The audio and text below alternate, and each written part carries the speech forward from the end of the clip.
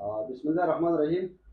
نن ستاسو سره موږ د یو نوي ویډیو سره مخامخ یو او زمونږ یو مریض هم دی او میډیا والا هم دی، سید اصغر علي شاه. نو د ده یو مسله وه او الله تعالی د هومیوپیتیک ټریټمنټ په ذریعه باندې ټیک کړې ده تقریبا. نو موږ سید اصغر علي شاه شکریه ادا کوو چې دی راغی زموږ خواله نن او دی وایي چې زه میډیا ته خپله خبره کوم چې زه په دې میډیسن باندې څنګه ټیک شوی یم. نو ډېره مهرباني، ډېره شکریه. مهرباني جي، جزاک الله. ګرانو کتونکو، زه به تاسو ته خپله قصه په لنډو الفاظو کې د کولو کوشش وکړم. ارټیکیریا یو بیماري ده د جلد د هغې کې د وجود چې دی نو وجود باندې خارښ راځي، الرجي ورته څوک وایي، څوک ورته یو څه وایي، څوک بل څه وایي. بهرحال ارټیکیریا د هغې نوم دی. د هغې څه 3 کالونه له پاسه ما علاج وکړو او ما ته چې چاله هم ډاکټرانو صاحبانو له تللی یم، نو الله دې هغه هم خوشحاله کړي، ښه په اخلاص سره ما د هغه علاج او هر څه کړي دي. خو د هغو به ما ته دغه یوه خبره وه چې یاره ته به د خپل علاج جاري ساتې عمر له او د دې دغه علاج د چې ته ګولۍ خورې. اول ما په یوه روزانه به ما ګولۍ خوړې، بیا ما ګولۍ دویمې ورځې ته کړې.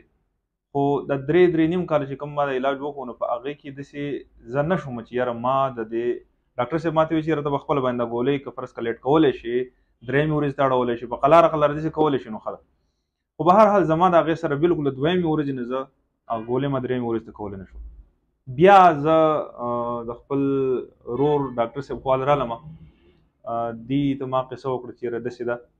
نو دی ماله اول ګولۍ د دوایي راکړه، هغه ما څه وخت استعمال کړه، خو تقریبا 10-15 ورځې وروسته زه رالم، بیا ما دې ته وویل چې یاره لکه داسې خاص فرق نه کوي، ځکه هغه ګولۍ به ورسره ما خوړې او هغه تکلیف به ما ته ډېر زیات سوی و. نو دې ما ته وویل چې نه دا علاج به ټایم اخلي، دا لږ لینتي پروسس دی، نو ته به لږ صبر کوې. بهرحال بیا چې کله ما میاشت ته زه ورسېدم، یوه میاشت ما هغه علاج وکړو، ټکي دي ټکي ما وخوړل یوه میاشت. نو زما هغه ګولو هغه خوراک چې دی نو ما ځان ته کتل چې یاره آیا زه ګولۍ لیټ کولی شم، د دې دا ټایم سیوا کولی شم که څنګه.